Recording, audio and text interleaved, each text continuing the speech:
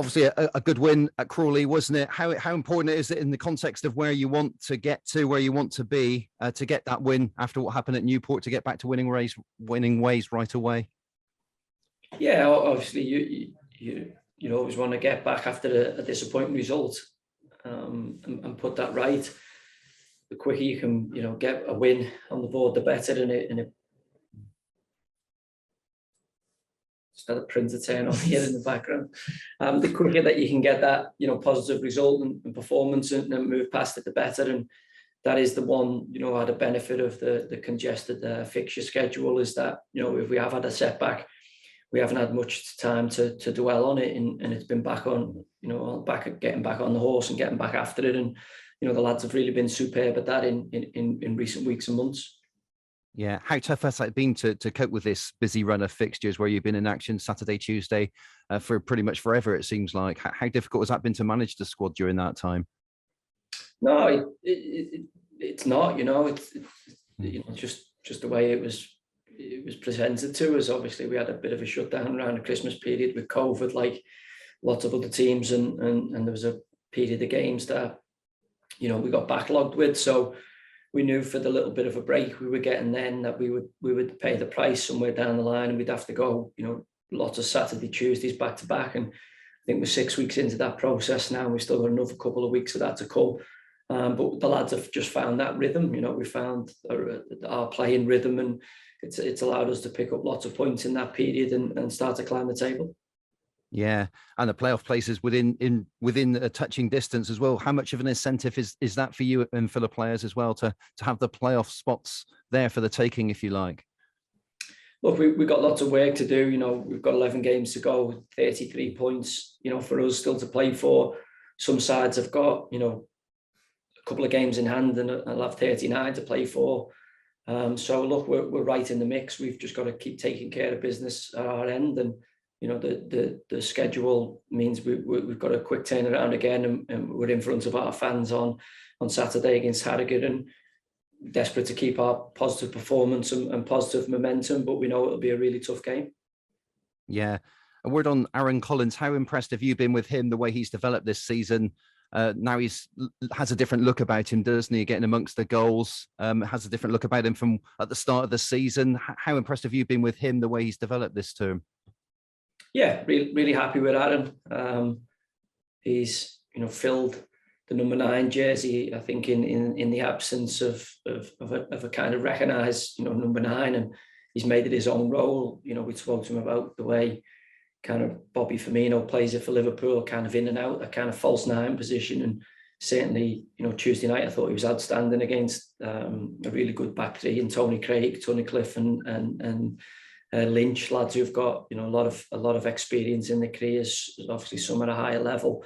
And I thought he terrorised them all evening with his movement, and obviously got a goal, which all strikers are judged on. But I thought his overall play was superb. And yesterday I'm sending him videos of Robert Lewandowski's performance in the Bayern Salzburg game to show him some different types of movement for his natural ability in the 9. He's not a big post-up number 9. He's a very, very mobile version of it, and his touch and his creativity and his ability to run with the ball as a ball carrier give him unique qualities for that position. And he's been certainly in recent weeks and months, his goals have been there that obviously everybody's aware of, but I think his performances and his running and his tracking back for the team and have been outstanding. Yeah, I mean, you mentioned there watching Robert Lewandowski. I mean, how much do you use? I mean, for players in League Two to learn a lot from, I suppose, from those top flight players. How's he responded to that? I guess you can learn so much from everybody's games, can't you, from those top flight strikers if you just watch them enough? Yeah, you should always be watching the best. If you want to be a top boxer, you want to watch the top boxers. If you want to be a top golfer, you want to watch the top golfers. And it's sometimes difficult to replicate what they can do, such as the talent of those boys, but also, there's lots of things that they do that you can add to your game. And I think, what they tend to do really, really well is the basics. There is some stuff at the top end of their performance that, sets them apart and does make them some of the best players in the world. But I think about 85% of the game, you can you can take bits of it and apply it to your game for certain positions. And I always encourage our players to watch the best. You know, I believe in watching the best practice and then trying to practice at your best if you want to get better. Yeah. Harrogate next up. What sort of a game are you expecting? What do you expect from them? Yeah, they've changed shape recently. You know, when we went up there in the early part of the season, I think they were third or fourth in the table and had a great start to the campaign. And you know, we were good on the day. You know, we showed a different side that we'd shown in previous games on that afternoon. We'd started with a back four and Brett Pittman got injured, and we ended up going to a kind of 5-3-2 with Alfie Kilgore coming on. And I felt we made real traction in the game. I thought, you know, the Nick Anderton goal at that point, and then the way the crowd interacted with it were big moments. It was a really big away victory. I haven't gone a long time without one, and it became, you know, a little bit of a foundation amongst other performances that our season's been built off. Obviously, Harrogate at that point we're playing 4-4-2, and they had Muldoon and Armstrong scoring a lot of goals, and we managed to shut them down on that occasion. And if we're going to be successful Saturday, albeit it looks like they're playing a more 5-3-2 now, you might argue it's a 3-4-3, but you know, they've definitely changed the structure in the back line. I think due to the fact that, you know, they were having a little bit of a tough time getting a result, and we'll have to be mindful of that. And they've had a little bit of an upturn since they've had that tactical change.